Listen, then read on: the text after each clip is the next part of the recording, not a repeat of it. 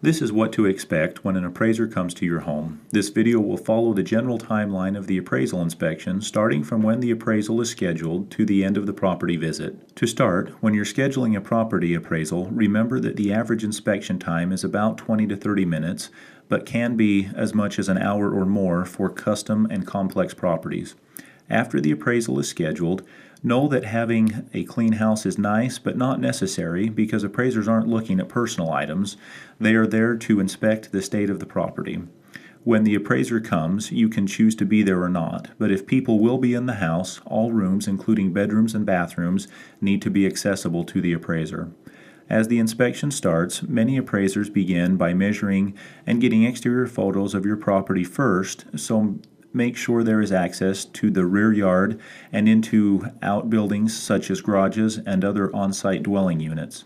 While they're examining the exterior, they will look at features such as landscaping, fencing, pool, and other site improvements. Additionally, they will check for any adverse site features such as inadequate drainage away from the house, broken sprinkler lines, evidence of septic system failure when applicable, soil contamination or other adverse environmental features, influence of surrounding properties.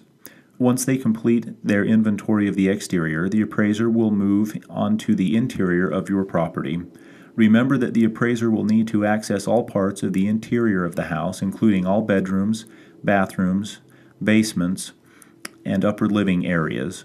During this part of the process, the appraiser will identify the relative location of rooms throughout the house while looking for updates and features such as new flooring, lights, cabinets, counters, custom finish items, doors and windows, etc. Signs of deferred maintenance such as evidence of prior or current roof leaks, plumbing or electrical deficiencies, missing flooring, holes in the doors or walls, any safety or functional problems that a typical buyer would require to be fixed, or that a lender may require in order to fund a loan. Outside the actual inspection, be sure to provide the following information to the appraiser. See the property owner's worksheet downloadable. How long the property has been owned, repairs and or upgrades to the property, any known maintenance items needed. In conclusion, be aware that in most cases the inspection takes place at the beginning of the appraisal process. The appraiser usually won't know the value of the property at the time of the inspection.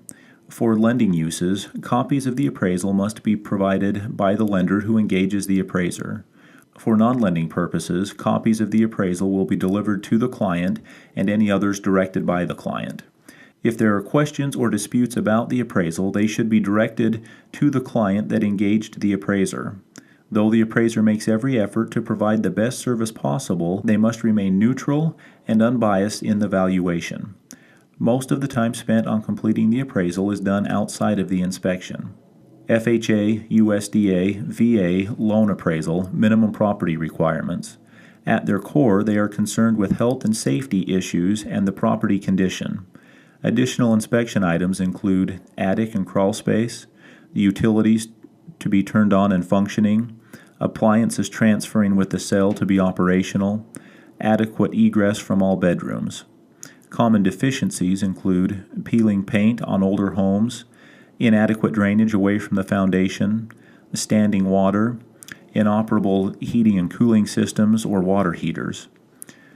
We hope that this video has given you an idea of what to expect by the appraiser at the time of the inspection.